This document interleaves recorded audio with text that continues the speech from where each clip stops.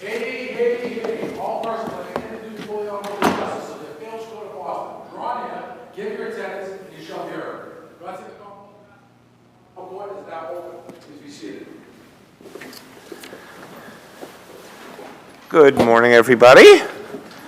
Welcome to the appeals court. I am Justice Rubin, and I am very lucky, and you are very lucky, because I am joined today by two outstanding colleagues. To my right, Justice Englander. To my left, Justice Brennan. We will be hearing a single case this morning, which is number 21-1096, Lewandowski versus Civil Service Commission.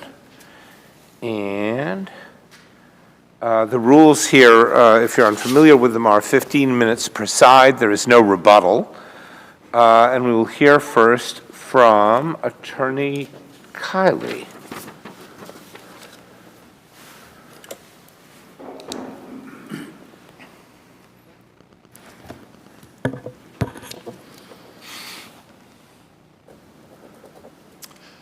Good morning, Justices. May it please the Court. My name is Dale Kiley. I represent the appellant, Gregory Lewandowski, who is a lieutenant on the Charlotte Police Department. And I had represented Mr. Lewandowski from the moment he had gotten when he received a letter from the chief saying that he was under investigation up through a Superior Court appeal of the decision and today before this court. In the civil service, in the first instance, failed in its legislative mandate to safeguard individual rights of Lieutenant Lewandowski, and erred in a way that materially affected the constitutional rights of the appellant when it failed to preclude investigative counsel from the proceedings. It refused to order the production of materials that were produced by investigative counsel during the investigative phase. They refused to review the email that was dispositive of a pretextual nature. What showing do you have to make to get a judge to do an in-camera inspection of asserted attorney-client privileged communications? How high a burden do you have in the trial court, or not just you, but anyone have in the trial court, to get a judge to look in camera at something that's claimed to be privileged?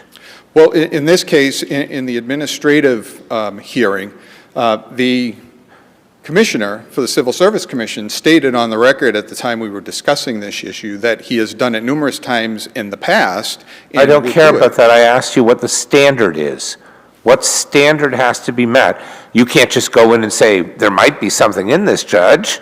Could you look at it, right? You have to show something. Correct, Your Honor. In this case, the communication wasn't privileged at all. That's the whole... You don't know that. You haven't seen it. You don't know what it says. We don't know what it says, and all we have in response to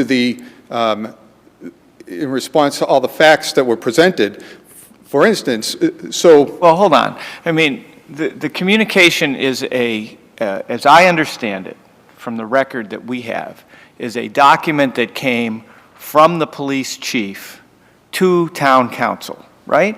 Correct. Did you have a privilege log or anything like that? No, we asked for the communication because it was sent... You asked for the communication. They refused to give it to you on the ground that it was privileged. It was an email from the chief of police to his lawyer, right? And Correct. the lawyer, the only evidence, as I understand it in the record, is the lawyer said, and it asked for legal advice, right? No, Your Honor, I respectfully disagree. That's not the only issue on the record. The email came during an investigative phase when counsel was being used. What do you mean during the investigative phase? As I understand it, it was before, it was in conjunction with the decision to, I think, suspend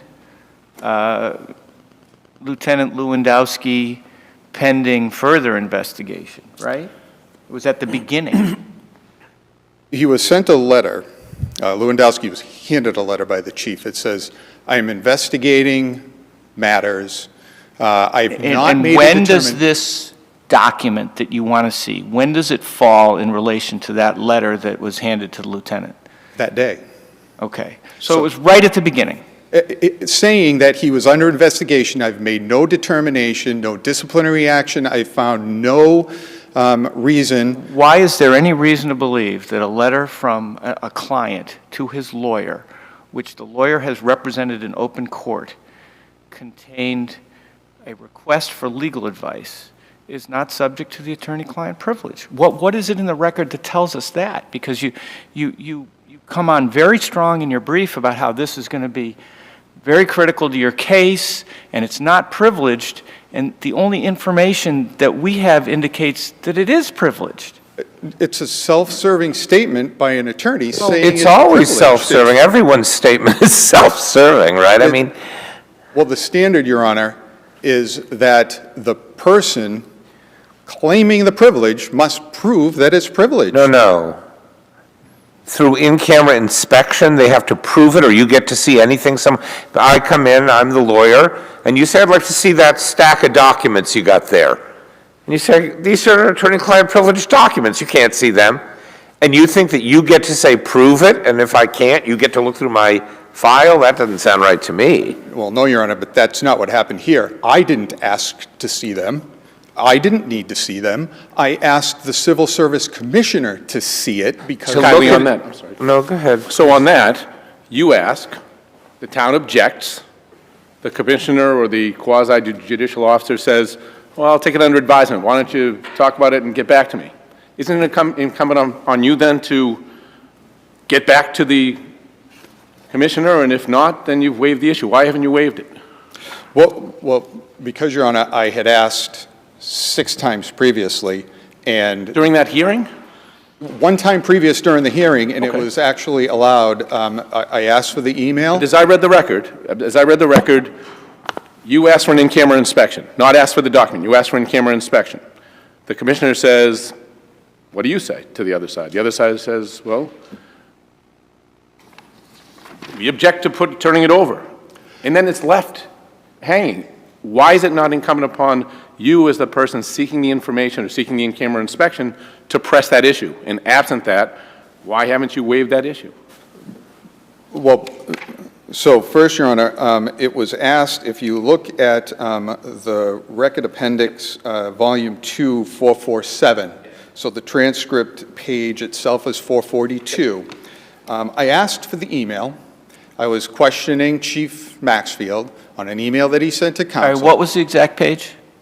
It's the Record Appendix, Volume 2, Right, 447. 447. 447. Thank you. And then the transcript page itself is 442 on that Record Appendix document.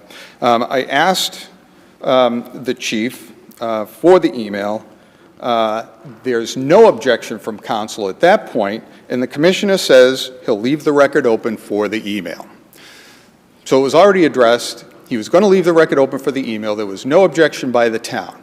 That was actually the 3rd or 4th time that I asked for that document in the proceedings. I That asked for it in a- precede the time when your opponent says you asked, there was an objection made on the record to the commissioner, and the commissioner, I think, then says to you words to the effect of, why don't you let me know what you want to do? Right? Is that the last time in the record we're going to see a reference to that? No, Your Honor. The last time there's a reference to it is in lieu of final arguments. So he wouldn't let us make a closing argument. He wanted us to submit a document for disposition of the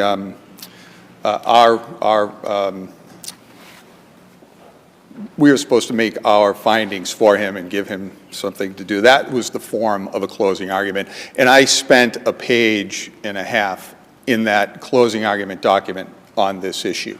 So that's the last time in the record that you'll see it. Can I ask you a somewhat different question? We obviously have to figure out the waiver question, and it seems a little complicated to me. You obviously asked a bunch of times. It's a little odd for the judge to say, even though you've asked, why don't you think about it and ask me again? That's a little odd. So we'll have to sort that out. Let's assume we get past that hurdle. The whole premise of your argument is that a pretextual firing, even if it's for a genuinely good reason, is impermissible. So, just to sort of cartoonishly create an analogy to this, the boss hates the employee, wants to get rid of the employee, but they're protected by the civil service law and can't. And then one day, the employee does something that a bunch of other people have done, and the boss didn't care about that. But it's something bad. It's stealing money from the government, or vacation days, or whatever. And so he says, the boss, hey, you're fired. And facts are found later, yeah, stole the vacation time, good enough reason. Your position, I take it, is doesn't matter if the real reason was animus toward the person. What's the best case you have for that proposition? Do you have a case that says that? Well, I believe that mischaracterizes my true argument. I believe that everything that happened here was done by the chief or the town in order to develop the circumstances to make the pretextual. So when you go back to the beginning, the whole sick leave audit debacle occurred in December, a month and a half prior to the time where they discovered there's 2 longevity pays. And then they started looking through every file drawer and every, back corner of an office and looked at whatever documents they could find, and they found something. Or at least, maybe you dispute that, but at least the Civil Service Commissioner found that they found something. A legitimate reason for firing someone that would, barring anything else, be just cause. And my question is there a case that says you can't do that? I have not found a case on that point, but again, I believe that that is not the view that we have taken or that we've tried to. Well, then what is it? Because I had a similar question to Justice Rubin's question, which is, what is exactly your argument for why this should be overturned? Is it that there's been a violation of the state civil service law because the finding of just cause was wrong? Or is it a constitutional argument, which I see playing around your brief, that somehow your client has some sort of due process right that was violated here? And if it's the latter, I'd really like you to articulate it for me. It is the latter.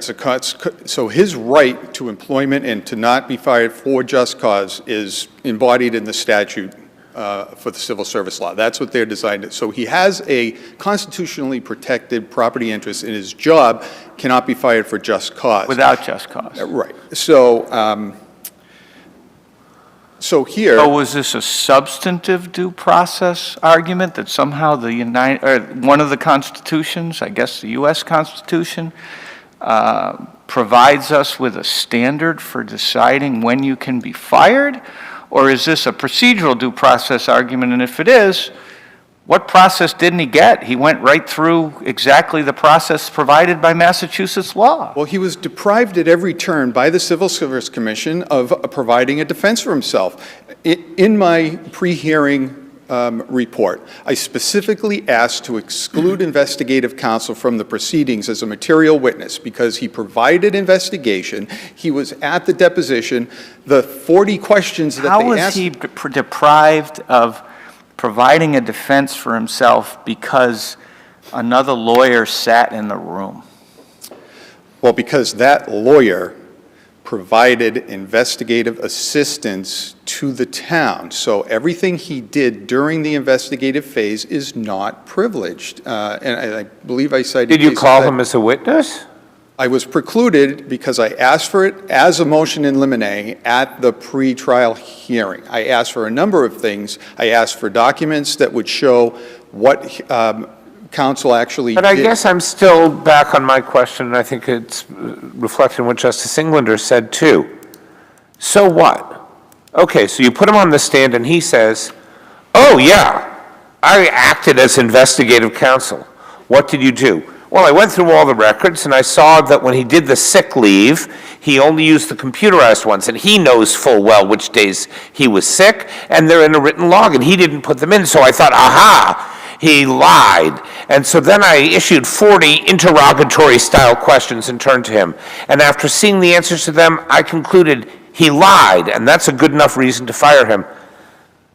How do you win? The judge found that he lied. So how do we reverse that, even if he was investigative counsel and he did act as an investigator and they went after your client because of personal animus? I still am not sure I understand why, if there is just cause for the firing, how we would ultimately reverse. Because he's entitled to a fair and impartial investigation, and he did not receive. Wait, I'm not sure I even know what that means. Yeah. Investigations are done by executive branch officials whose job is, in lots of cases, let's take crime, to ferret out crime and stop it.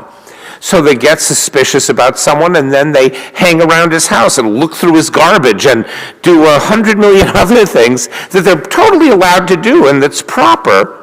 But no one would say, I don't think, that it's an impartial investigation, right? In other words, there's a distinction between a fair and impartial investigation and a fair and impartial adjudication. I understand the point that there is, at some level, a constitutional right to, you know, I mean, that part of due process is that this is going to be fair. You're going to have unbiased decision makers. You're going to follow a process that's set forth. I'm talking very generally. But that does not translate to a fair and impartial investigation. Those two are different, right? Not under the civil service law. If you're firing somebody for just cause, the investigation should be fair and impartial into wrongdoing. Well, it should be fair. I mean, I guess impartial. But are we talking about the Constitution? That's why I asked the question. Are we talking about the Constitution, or are we talking about state law? And I'm still struggling with which one is the basis for your argument. If your argument is state law was violated here, they didn't follow the process properly, I understand that, and then I can evaluate that in that context. If your argument is that there was a constitutional due process violation, I'm struggling. That's why I've been asking the question. Well, because, Justice Englander, I believe they both were implicated here. The state law embodies the protections that we have under the Constitution. No. For No, the state law gives you a property right and kicks in the constitutional due process requirements. But the state law doesn't tell us what the Constitution protects. The two are different, okay? I mean, I know a bit about this, so. I'll defer to you. Your time has expired, but if there are further questions, no? I don't. I see none. Thank you very much. Excellent argument, interesting case. We will hear now from Attorney Peliquin.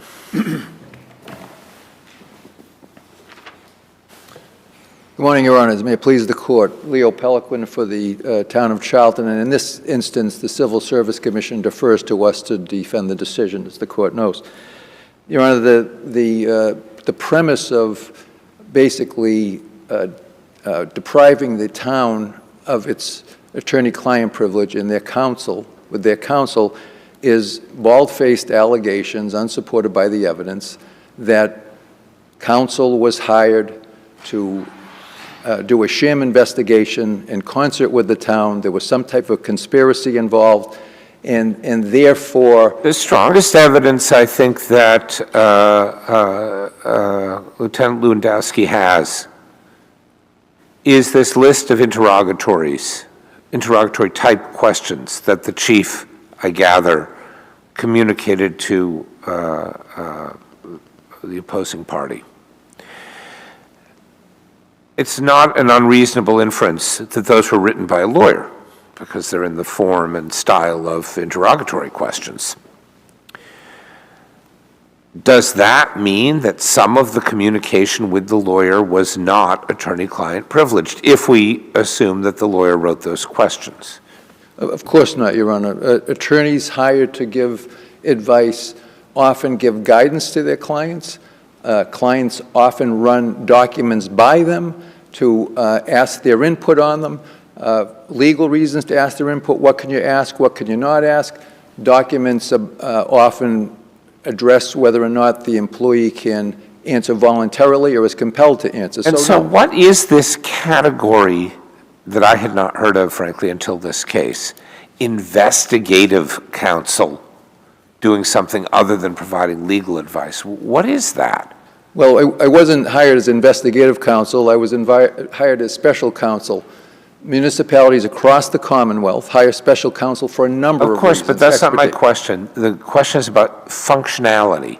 It's obvious you're hired as counsel. You could just be called counsel. Correct. I called an attorney and hired him, whatever it is. But the question I have is, your brother suggests in some of the cases he cites suggest that when an attorney is acting in an investigative capacity, that the communications may not be within the privilege. Do you understand that to be the rule? Well, the cases that he cites do not show that they were hired. If they're hired as investigative counsel, that's different if they're doing the investigation. And the City of Boston case is a classic example of that. Initially, counsel there was trying to defend the city against a potential MCAD claim. Yeah. But what it turned into was doing interviews and having members of the department at the interviews, and those interviews ultimately contributing to a decision to suspend the employee. And why isn't that all privileged? That's not privileged because in that instance, the role changed. Now he became the investigator, and the city was determined to have waived the privilege as a result of that. He became an investigator, but it's still a lawyer asking particular questions because the lawyer's specialized knowledge allows the lawyer to know which facts are relevant and which ones aren't. Because they use the lawyers, it's because they use the information, they expressly use the information developed by the lawyer to make the decision with respect to the opposing party, right? Correct. They use that information. Once they have used that information, then they can no longer protect whatever it is that the lawyer's communicated about that. Correct. But and why isn't this maybe that case? Well, it isn't that case because the chief did the investigation. He developed the information. If they wanted notes and they wanted to talk to someone about their notes, it was the chief they could have. Your brother's argument is hand in glove with the lawyer.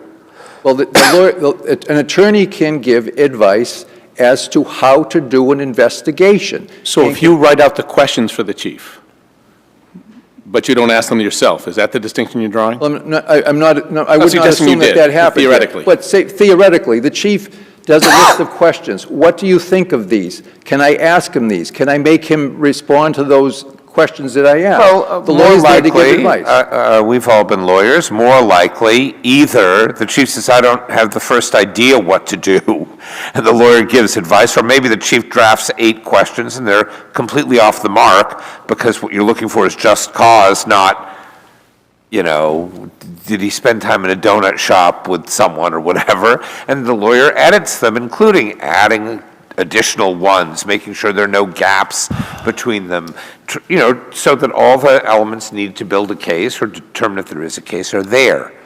At what point does that become doing the investigation rather than providing legal advice? It's providing legal advice, Your Honor, because in this instance, a fair and impartial investigation is suggested at the root of all this, so that the attorney is there to say to the chief, at some point in time, you're going to be, if you impose discipline here, you're going to be subject to questioning about the nature of the investigation. We have to make sure that it's done legally, that it complies with due process. So the attorney is perfectly within rights as counsel, and the chief's perfectly within rights as client to be able to accept that advice. Is your opponent correct that he asked for this particular, there's one document that I'm aware of, I'm really not, I guess 2 different categories. A letter from the chief or an email from the chief, as well as your billing records that have been requested. Is it true that with respect to the email from the chief, that it was requested multiple times? I guess it's a matter of semantics. He requested it during the course of the hearing. If he wants to count the time that he asked the chief that there was an email, it would be 2 times. What happened was the Civil Service Commissioner, Chairman Bowman, very experienced, said, okay, I'll hold the record open for it. Then we got back to him in the record. That was the colloquy with And I apologize that I haven't read it directly, Okay. but is Justice Rubin correct that and this is just my fault, I should have read it, Yep. and I meant to, that it's words to the effect of Mr. Lewandowski's counsel says, Lieutenant Lewandowski's counsel says, we'd like that email, and you object, and the commissioner says, well, why don't you let me know whether you really want it? Is that? Well, a little bit, but I understand, Lee, it's a big record. Why would you object to in-camera review? Because that is one step toward depriving the town of the attorney-client privilege. The in-camera And review, what showing has to be made to do that? all the showing that the town had to make was that it had an attorney-client relationship. No. No. that's What not- showing does Lieutenant Lewandowski have to make? Oh, When you claim privilege, that's not a sacrosanct, the game isn't over. If they can show something, they get an in-camera hearing, right? We know that's true because the crime fraud exception allows an in-camera hearing. You have to show a certain amount of evidence to get that hearing. What do they have to show? well, they would have to show a basis, and there was no basis here except for wild speculation, because Lieutenant Lewandowski was in trouble, and the town was investigating him, the chief was investigating him. The wild speculation that special town counsel was hired to come in and work with the chief and the town administrator. Many to do a other shi- people who engaged in similar behavior were not disciplined. Is that enough? No, that was not enough, Your Honor, because this was at the point of the investigation.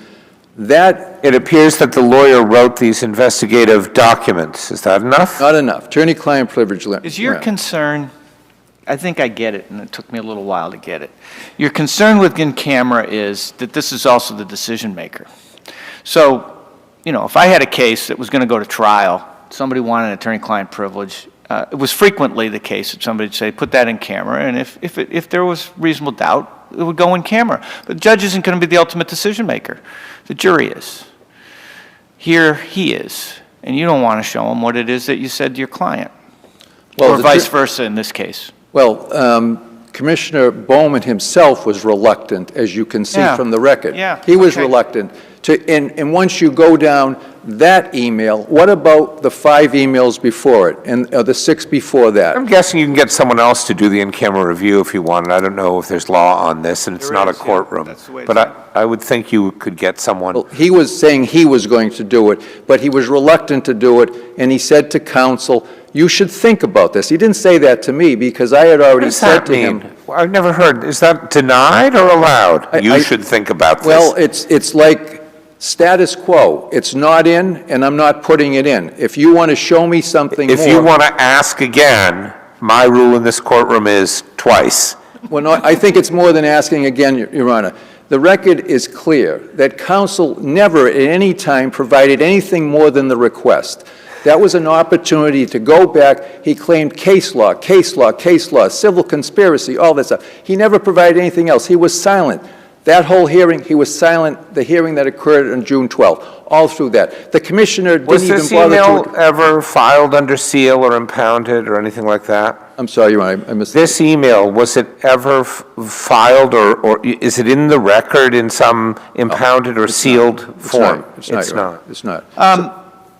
I'm still struggling with what the basis for his argument is, in part because I need to understand this. In the civil service law, there's a state law right not to have the decision as to just cause based on bias or perhaps, a decision that's not on the merits for some reason, right? I mean, how is that articulated in the state civil service law? In other words, if I'm the police chief trying to decide whether or not there's just cause to discipline a lieutenant, I need something that comports with my policy manual, not because I don't like the guy or because, right? How is that articulated in our state law? Well, it talks about political bias, undue influence for political reasons. And that argument was raised by counsel. Well, does it actually use the word political? Because that's much narrower than I understand the argument to be made I think here. the word political is, if it's not in the state law, it's in the cases that construe this case law. And that's how the commission has interpreted it. And Commissioner Bowman's own decision relates to how they are obligated to do some deference to the employer unless there's evidence of that type of bias. But so, wait a minute, I don't really understand. So your view is that if an employee is stealing money, but the real reason is political bias, why you want to get rid of that employee must be retained even though they are a thief. Is that right? No, I think it's the opposite. I think if the reason given is a sham for... No, if it's a fake reason, okay, but I'm saying they don't care if the employer doesn't care about this kind of behavior ordinarily. There's 20 other people doing the exact same thing, and he turns a blind eye to it or approves it or whatever. Turns a blind eye, let's say.